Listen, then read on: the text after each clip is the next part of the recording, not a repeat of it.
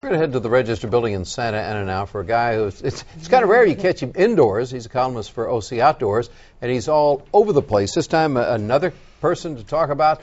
Now, who is this, David Whiting? Who is this guy that has a new, I guess, open water first? This is an amazing guy. This is Scott Zornig, and he's a dad. He's vice president for sales for a security company. And he's also an amazing swimmer, an ocean water swimmer, as a matter of fact. He's swum from Catalina Island all the way to the mainland in 1999. And this weekend, and here he is standing in front of his record breaker this weekend, is first from Anacapa Island to Santa Cruz Island. Nice. And what he's doing is he's swimming the Channel Islands here. And this is way out in the ocean. This is more than 10 miles from the coast. And well, there's a couple of islands there. He really is in open water there. This is an early part of the ocean where the water is still relatively calm, but by the time he was in the middle of this swim, wow, here you can see it. It's really coming up.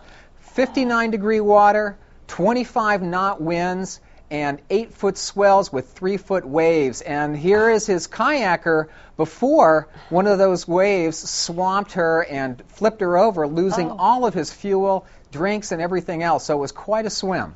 How did he do that, and how long did it take him with all of that challenge? It only took him about 2 hours and 18 minutes, which may not seem like a heck of a long time swimming, but that's over 6 miles. And keep in mind, that kind of water, you're not allowed by Channel Island rules, and he swims by English Channel Island rules, as a lot of these people do. Swimming whether in the English Channel or the Catalina Channel, you're not allowed to wear a wetsuit. You're only allowed to wear a bathing suit, of course. Wow. A good thing for that. And a swim cap. So he was out there in 59-degree water for over 2 hours. And again, in really choppy seas. But he did do that first from Anacapa Island to Santa Cruz. Wow. How does, and this seems like a redundant question, but how does one train for something like that? Yeah, it's actually it is a pretty tough sort of a sport, and obviously, of course, a lot of ocean swimming and a lot of pool swimming as well. But it's an amazing amount of swimming.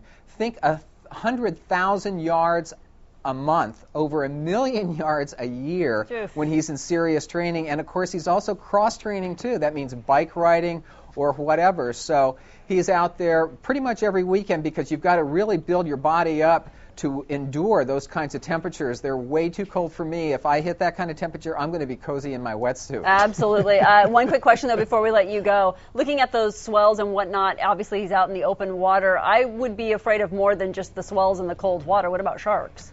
Well, sharks that's a good question, because right before he did the swim a couple of weeks ago, you may remember there was a huge dead whale carcass, and it was in Ventura County, and ironically it was towed toward Anacapa, but he was so focused on his swim that he really pushed those thoughts away from him, although by the end of the swim, when he had to actually swim the 400 yards back to the boat, his support crew, because you don't do this alone, and you do have a big boat out there, he remembered about the sharks, although he did see a blue shark when he swam from Catalina to the mainland in '99. Okay, wow. David. David, thanks so much. We appreciate it, and I'm sure you'll try it next.